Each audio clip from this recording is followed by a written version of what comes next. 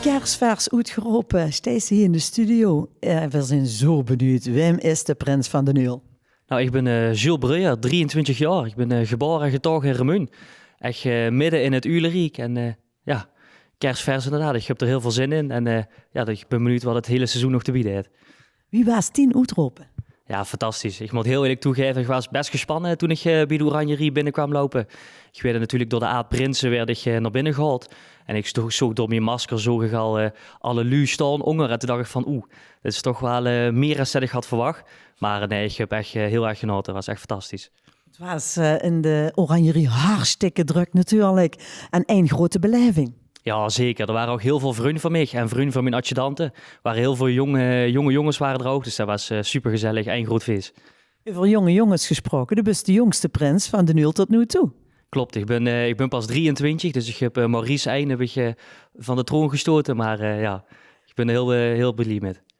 Wie zit de vastelavond bij dich? Is dat al van kleins af aan? Of wie zit dat?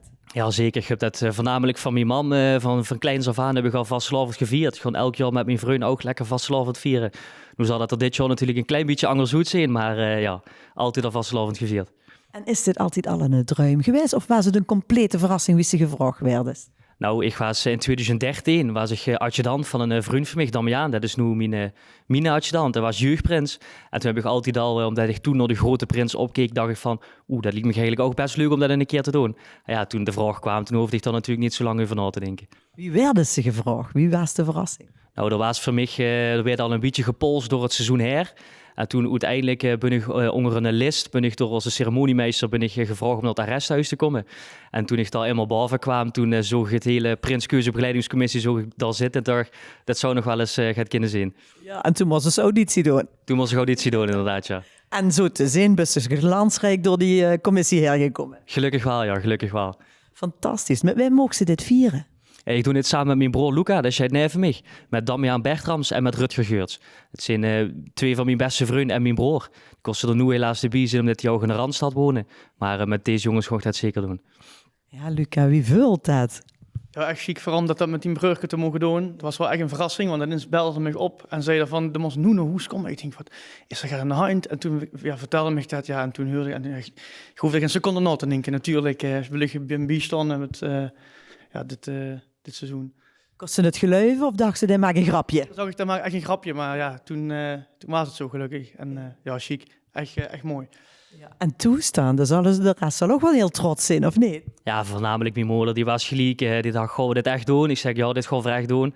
Ja, die was misschien nog wel meer gespannen dan zich. Die kwam ook wel vaker, kwam ze toe. En dan, Jules, ik vond het toch wel spannend om het geheim te haaien. Maar nu hoeft ze dat gelukkig niet meer te doen. Ja, want die kans kreeg ze eigenlijk maar één keer in hun leven.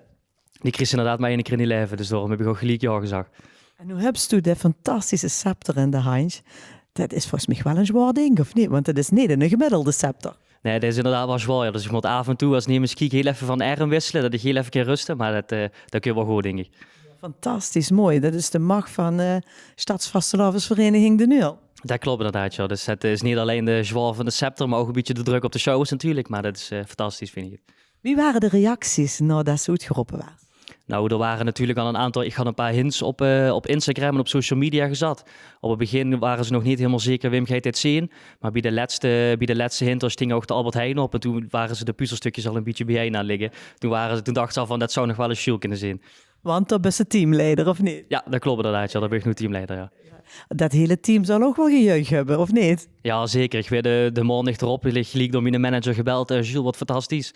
Ik denk dat ik de komende tijd niet zie werken. Ik zeg, nee, dat klopt. Dat zal waarschijnlijk niet gaan. Ik denk dat ze ieder weekend vrij nodig hebt. Dat denk ik ook, ja. Dat zeker. Hoe kijkt ze het meeste naar uit? Nou, ik moet heel eerlijk toegeven, zaterdag 31 januari hebben we een nieuwe opzet met het Varkensbal, namelijk vroeg shoppen. En dat is een hele nieuwe opzet en ik denk dat er veel jeugd er naartoe kan komen. Dus ik ga nog een keertje niet betalen, maar ik zou vooral even komen kijken als ik er was. Ja, dat is al een hele schone oproep, ja. Ja, geweldig. Nou, heren, verwens u een heel schoon seizoen toe. Bij Stadsvastelavondsvereniging De Nul. Heel veel plezier. Geniet ervan. En we gaan ons nog veel zien. Dat komt zeker goed, dankjewel. Tot slot willen we natuurlijk nog even horen die spreuk. En een jonge uil, het te verre, recht op het cupje. Schone vastelavond. Dankjewel. Dit programma wordt mede mogelijk gemaakt door de horecadiensten van Cox & Co. Happy to serve you sinds 1926. En Hotel Grand Café de Pauw.